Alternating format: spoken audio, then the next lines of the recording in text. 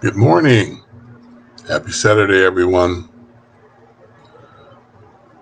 And happy Juneteenth, June 19th, 2021, our first Juneteenth celebration, federal holiday.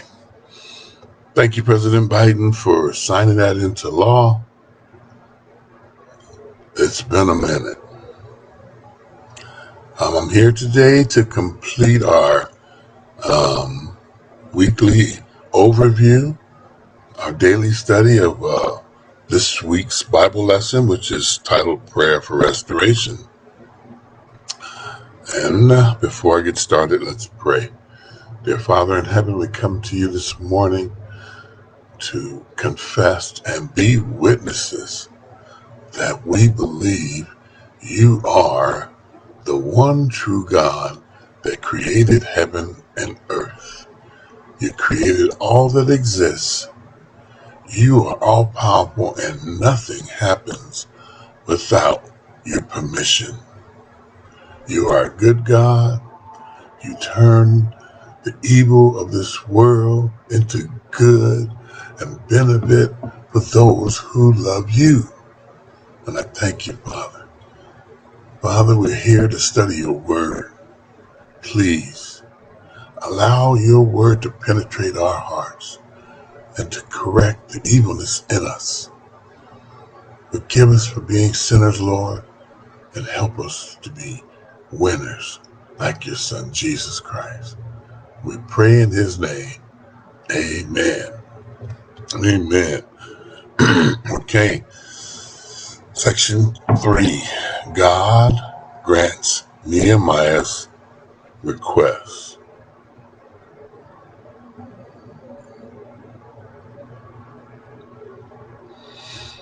And Section 3A is titled An Overflowing Heart, from Nehemiah 2, chapters 1 through 2, verses 1 through 2. And they read, Wherefore the king said unto me, Why is thy countenance sad, seeing thou art not sick? This is nothing else but sorrow of heart. Then I was very sore afraid. The commentary says approximately 4 months had passed from the time Nehemiah heard about the plight of Jerusalem and beginning his morning prayer and fasting as Nisan was in the spring. As the king's personal assistant, Nehemiah served him food and drink and tasted it prior to assure it had not been tampered with or poisoned. He had never been sad in his presence before. Sad indicates misery or great emotional distress, often caused by injury or a destructive or evil force. It is much more than having an off day. Nehemiah's heart of sorrow for his people could no longer be contained and was obvious to the king. An overflowing heart is usually associated with joy. However, a heart overflowing with deep concern is also necessary at times. See Psalms 39. The king firmly stated Nehemiah was not physically ill. This gives an indication of the level of care extended to his servants. Further, a physically ill servant would not have entered the king's presence. Thus, he knew it was an issue of Nehemiah's heart, reflected in his countenance.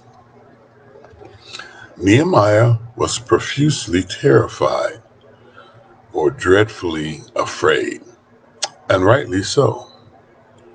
Artaxerxes had previously ordered that Jerusalem not be rebuilt in Ezra 4 and 21 through 22.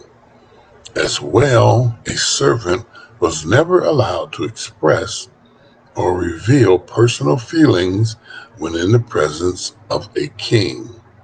See Esther chapter 4, verses 1 and 2.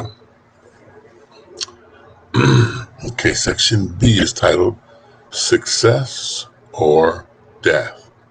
This is from Nehemiah chapter 2, verses 3 through 6. We'll start at verse 4. And it reads, Then the king said unto me, For what dost thou make request? So I prayed to the God of heaven, and I said unto the king, If it please the king, and if thy servant have found favor in thy sight, that thou wouldest send me unto Judah, unto the city of my father's sepulchres, that I may build it. And the king said unto me, the queen also sitting by him, For how long shall the journey be? And when wilt thou return? So it pleased the king to send me, and I set him a time. The same commentary says it was a pivotal moment of decision for Nehemiah, and he knew the possible consequences of his action. Anyone who displeased the king was subject to execution. Great things are not accomplished by the indecisive. See 1 Kings chapter 18 and verse 21.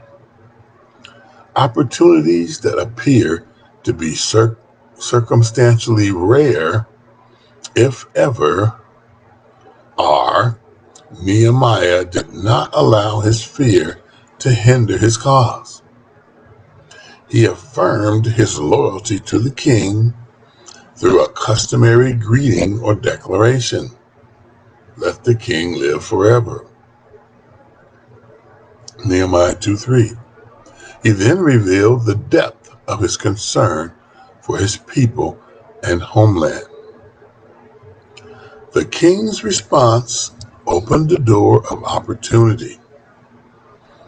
He needed to know exactly what Nehemiah was requesting. The positive response was due in part to Nehemiah's repentance and intercession, which aligned him with God's will. Nehemiah summoned his courage and offered a quick, silent prayer to God. He had previously spent time with God. Nehemiah 1, or chapter 1, verses 4 through 11. So his emergency prayer had a firm spiritual foundation established long before this opportunity arose. Further, Nehemiah knew even the king was subject to the king. See Daniel chapter 7, verses 7 through 14. Scripture does not reveal the content of that prayer, but one can assume it was for wisdom, favor, and success based on the narrative to this point.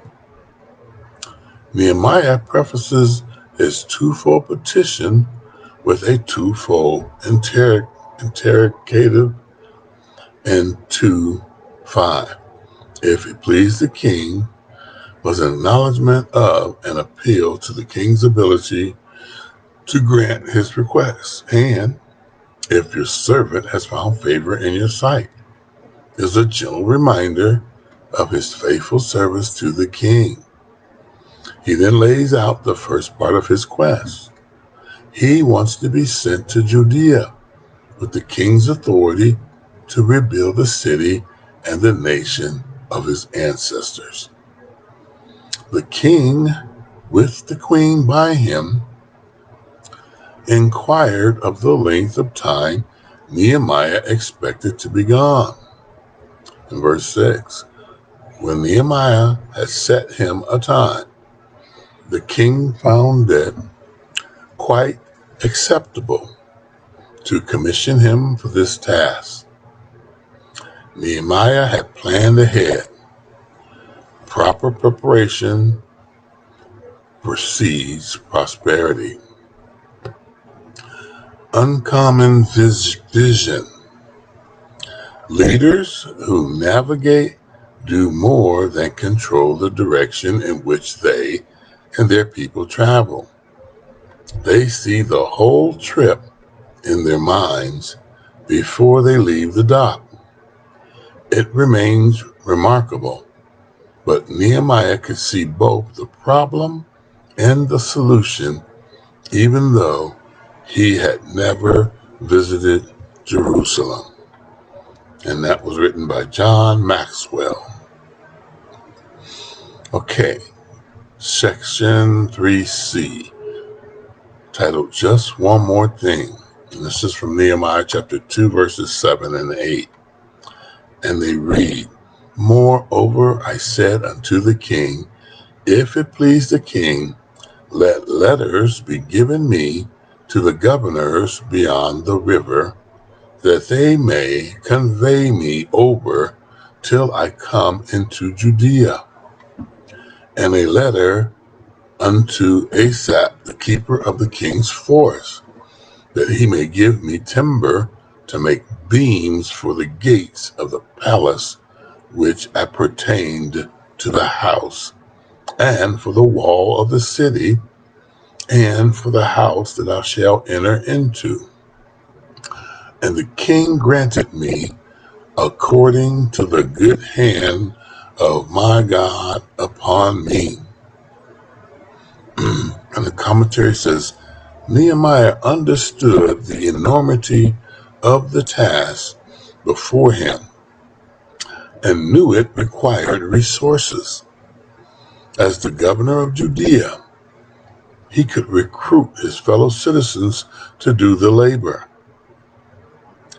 See Nehemiah 2 and verse 18. However, he also needed materials to accomplish the task. So he boldly asked the king for safe passage, verse 7, and access to the necessary resources, verse 8.